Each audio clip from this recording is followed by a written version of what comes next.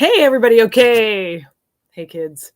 Welcome to Breakfast Poetry Live, National Poetry Month, Day 5, April 5th. I think I figured out how to get it to YouTube and possibly other destinations. So we're going to see where this goes after I'm done doing it. I got up really early and did like a fun walk with my coworkers at the library, which was it really was fun, but it was cold. It was really hot yesterday. I got sunburned at the graveyard and then on my arms, and then now it's really cold. So it's that time of year when that thing happens. Okay. Well, let's go ahead. Oh, first I'll show you because I know you're all running to listen to. There we are.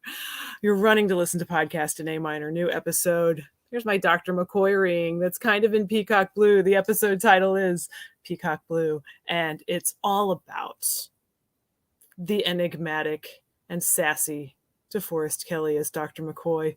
Song from poem. It's National Poetry Month, so I'm trying to do episodes of the podcast in A minor all month long, which is 4 episodes, I guess, 1 per week. I'm trying to do them all songs based on poems. So huzzah to that. Check it out. Podcast at A minor. Let's go into Weird Works in Progress. My if you haven't seen it on YouTube yet, because I've been doing this on Instagram for the first 4 days and then trying to figure out this technology thing. I talked to Angela. Angela Eureka Smith is my poetry pal, my sister in ink, as she says, which I love. And she invited me into the StreamYard studio to be able to do things on my accounts, and it was going great. And then I clicked one thing. I don't know what it was. Sometimes you just have your hands there and you're like, wait, what just happened? I uninvited myself. So I don't know why it would give me the power to do that. That is ridiculous if you know me, because I'll just not even know I did it. But okay, let's go ahead and read from Weird Works in Progress, which is my middle of the night ramblings that I put in my notes app and then forget about for several months and then look at. I have compiled them into some poems to read one a day for National Poetry Month 2023. This one says, "Good night, I say in my mind to rock stars, juicy as peaches and champagne syllabubs. Nobody here ever says good night. Miseria. Always, always with the misery," right? Sometimes that's what poetry is for, to let us whine in pretty words so that we're not doing it out loud all the time to everyone who really doesn't want to hear it. But if you want to go seeking it, that is just fine. Come find me and I will supply you with misery poems, but also, exultant poems and the entire gamut in between. So that's today's from Weird Works in Progress. Next, I have a beautiful word poem. This is another thing that we're doing on Breakfast Poetry Live. It's every day. I've got this can of beautiful words. It used to be a cheese balls can. Oh, I got to make sure I get it in like the right. It's really blasted light in here. I wonder if I turned my light off. You know what? Why don't you look at my Christmas tree? Out of date. I'm going to try it without the light on. You can see my heads that have the tiaras on them and the cruel work that my mother-in-law did.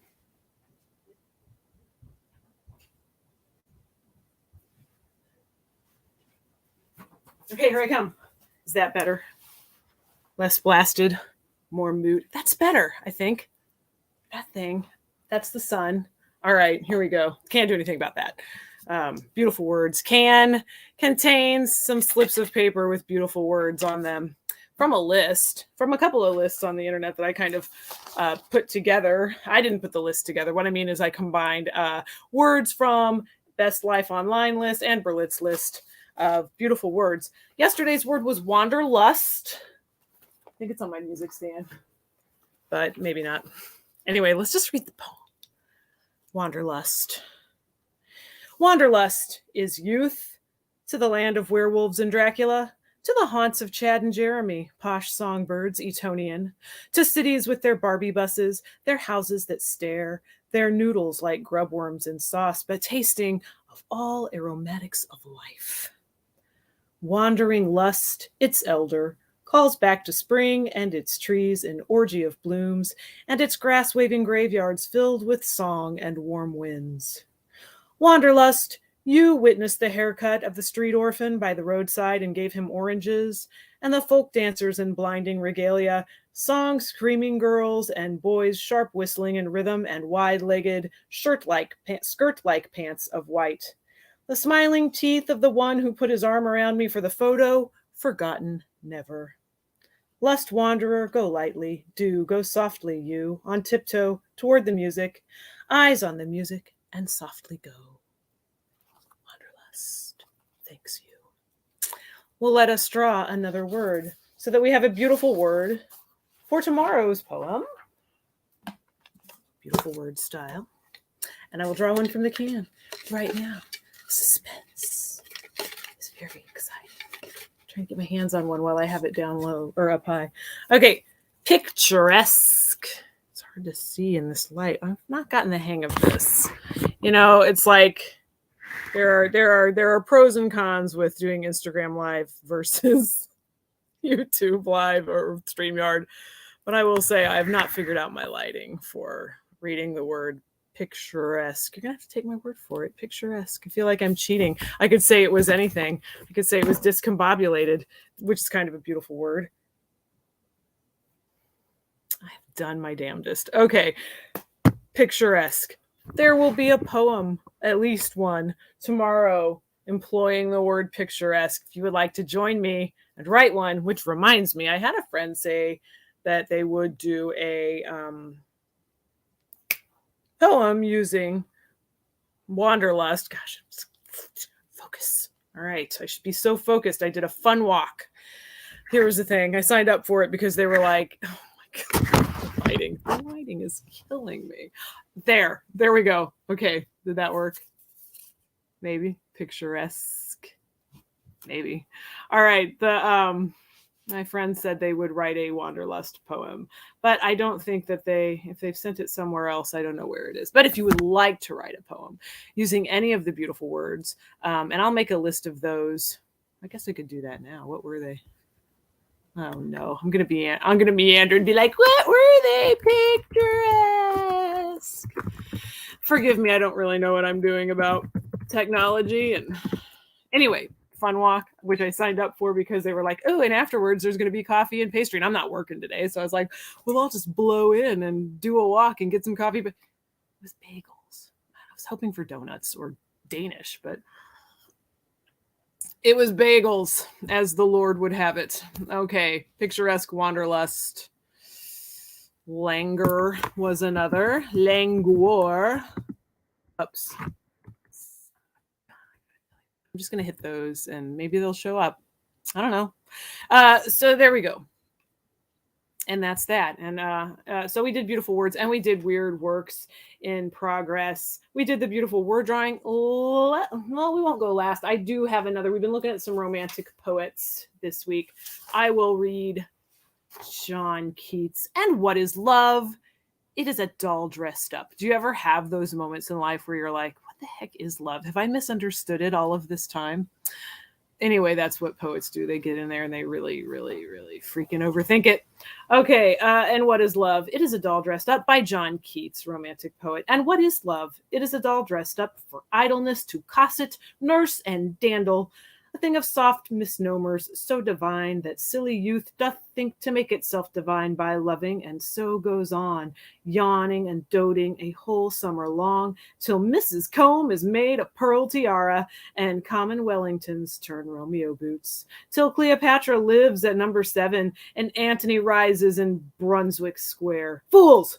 If some passions high have warmed the world, if queens and soldiers have played deep for hearts, it is no reason why such agonies should be more common than the growth of weeds. Fools, make me whole again that weighty pearl, the queen of Egypt melted, and I'll say that ye may love in spite of beaver hats.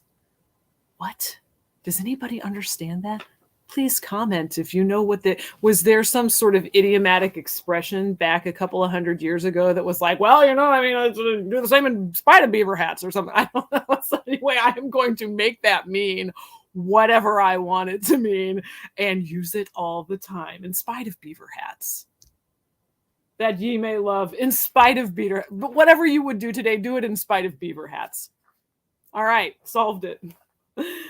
Now for the poetry hat drawing. If you've been following along, and even if you haven't been following along, I like to, well, last year I did have a can full of sweater poems, sweater poems, which were just some little lines, like if you could knit it onto a sweater, but it was also sort of a little bit poetic maybe. And I would draw one every day, and I had these lino cut block print just sweater pictures, and I would inscribe them on there. Been doing the same thing with poetry hats. Here's the stocking hat. Let's see, it's the 5th. So yeah, I think we're back on a red one here. And so I'll do another hat design for next week. Every week there will be hopefully a new hat design. And I will inscribe whatever we pull today for poetry hats onto this lino cut block print hat. I will photograph it and post it to Instagram at Hipness&Outrage. And then at the end of the month, I will read them in order as one long strung together poem, and also publish it on Amazon as an ebook. And so that's kind of a fun thing. I do it as an ebook because I use, colors are half the fun. And it's a short thing, 30 days, 30 pages kind of thing. So it's just easier to do it in color so you can get the colors. But that's cheaper as an ebook, much cheaper, as expensive as a printed out thing. What goes on today's poetry hat? Let's find out. All it takes is a naked ghost. All it takes is a naked ghost. I submit those words of wisdom to you for today, April 5th, National Poetry Month. I thank you for joining me live and joining me in the future, because this will stay up forever to haunt me wherever I go like a naked ghost. Have a fantabulous Wednesday, and I will see you tomorrow. Goodbye.